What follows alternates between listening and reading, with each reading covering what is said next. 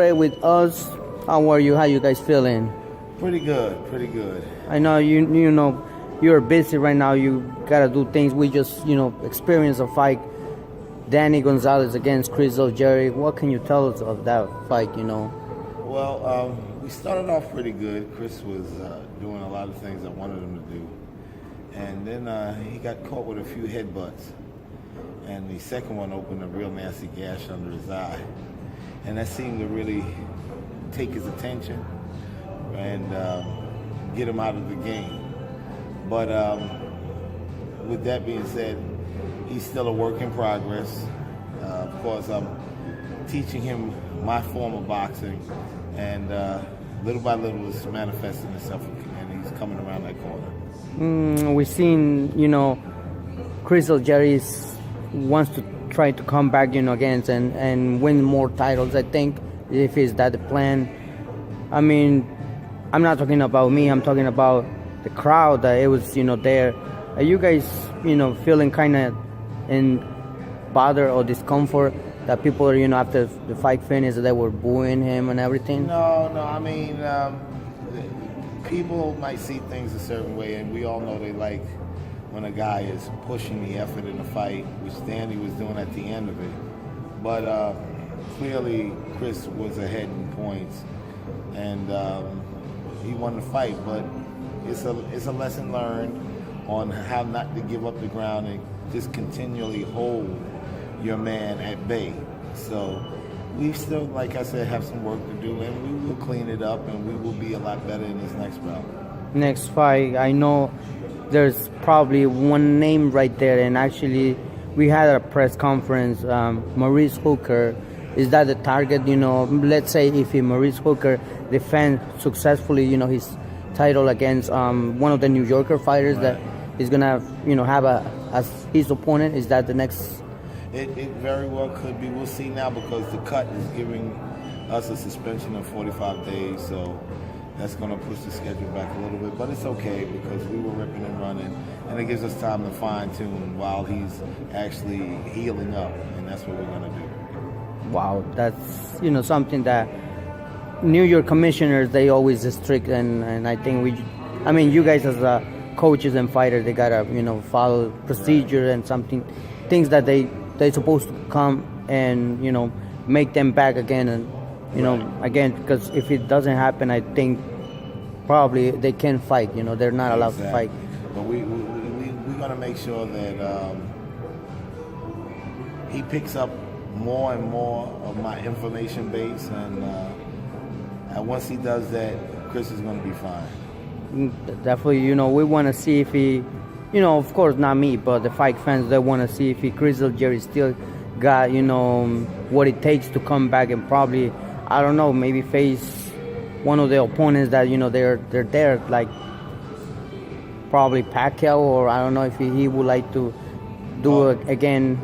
Well, he's at 140, so unless Pacquiao comes to 140, we won't see that. Right.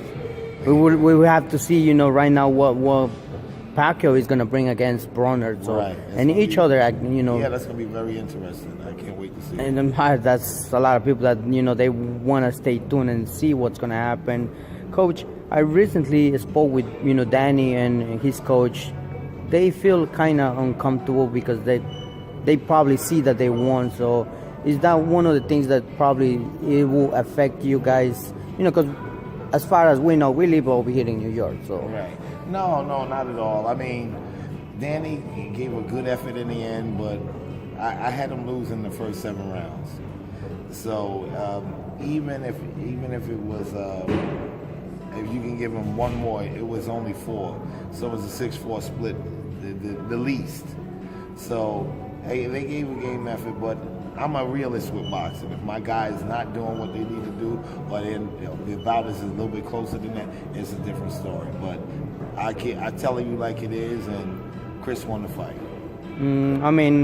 Like I told earlier, Coach Moses and Danny, I said, don't guys get me wrong, my job is reporting, I gotta ask. I would love to get Chris Algieri and hear his opinion, because it counts for everybody. Right. And like I said, don't mistake me, like if I'm going and ask the other team, and then I ask you. No, I it's think fine. You're a journalist. You're supposed to do it's my job, and I always wish the best for each and every team, because that's how we make the sports. I think. Well, we're gonna definitely get there, and I have so many fantastic fights coming up this year already that I feel blessed. So I'm just going to keep climbing the ladder and keep working hard and make sure my guys become victorious. Be it by hook or crook, be it pretty or ugly, we are going to win. That's things that fight fans, they would like to see. As you as a coach and your knowledge that you're gonna put in every fighter that definitely you have in the list. And 2019, we definitely gonna see more fights coming up. Exactly. And what was your reaction from today? I mean, the fight against Linares and this other opponent. I told everyone that Kano can punch. He's nothing to play with, and people saw it tonight. The brutality of Kano. People were in shock. I asked a few people. I mean, way before the fight, they said we came to see Linares and everything. But everybody there, even though I heard people that they were saying, if I would have bet money, putting Linares against this guy, I would have lost my money. I was like, so. Well, hey, listen.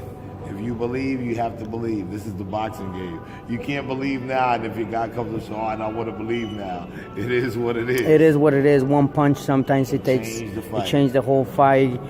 We saw also Dimitri Andrade that he performed, and successfully he defended the title. Spectacular performance. The question that I asked, Sergio Mora, and like I said, I want to see and I want to hear that response from you, coach, and other fighters. Is he ready for I guess for Canelo or Triple G or even Danny Jacobs? Well, as you can tell, Demetrius is a gifted fighter, and he did what B.J. Saunders couldn't do. He not only did he outscore and outclass, but he stopped his man through attrition. He broke him down, and this is something that BJ couldn't do. And Boo Boo is a very elite fighter. He's at the top of the class with the rest of them. So he's not one to be taken lightly. A lot of people, definitely, I agree with you. A lot of people, they think that he could face, he actually mentioned that he would like to face any middleweight, fighters. So we'll see what Eddie and him, they will. I think there's a game plan. They're looking to see BJ get in the ring with Demetrius, which will be a big fight, and we'll see what happens after that. A lot of people wants to see, because eventually it was gonna happen before, and for some reason, they said about pets. I mean, you guys are more. You have the knowledge, what medications that you guys supposed to take and not to take. That's not my job. I'm not a doctor. Right. I wish I would be a doctor, and then I say, hey, I'm gonna prescribe you this. But at the end of the day, you guys have to follow rules and everything. Coach, I know you have, you're busy. All right. Reshmati, bro. Yeah, man, you don't sleep, bro. No. You don't sleep. You up all This is my job, bro. Thank you, man. I'm gonna get ready. I gotta get to the airport. I know you have to go. Always, You have job to do. It's a pleasure, and when I come back, you come by the gym. We'll talk some more. Definitely, I agree with you, and then I will make a phone call and everything. So, Coach, have a safe trip, and wishing the whole team the best, and God bless. God bless too. Thank you. And Appreciate remember, as always, Havoc is in the house. Thank you, Coach.